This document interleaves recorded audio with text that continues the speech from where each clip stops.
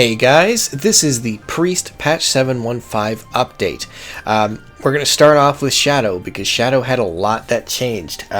Core of Shadow has been refined and made it so that the dots last longer, how Voidbolt interacts and all the other spells, how they interact, and a lot of talents have been modified. There's been a lot of changes.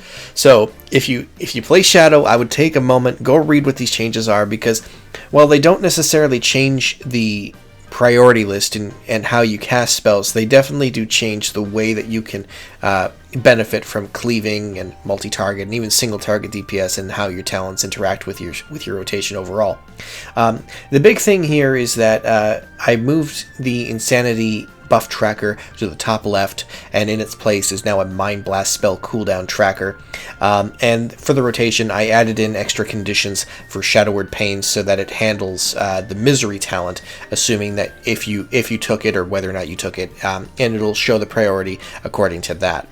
As for how the spells interact with Surrender to Madness and all that other stuff, all of that is kind of passive built in, but you will have to do some reading to understand the more in-depth nature of how Shadow works, and with their cooldowns and all their artifact ability and everything else. That being said, it is updated, it is working, and all the bugs have been fixed. Moving into Discipline, nothing has actually been changed. Discipline itself as a spec hasn't really been touched by the patch at all. There was one change they did to I think it was Masochism, but beyond that, nothing has actually been changed. Something I did tweak over time, I did adjust the rotation slightly that you see in the center, so it should prioritize using Smite a little bit more than it did before. But as always, it'll track your atonements on the left there on your artifact ability, so you can track the better time to use it. And again, healing as Discipline requires just a bit of knowledge on how the class functions now. It has changed dramatically over the last few years, and you do need to do a bit of reading in order to get the maximum potential out of this spec.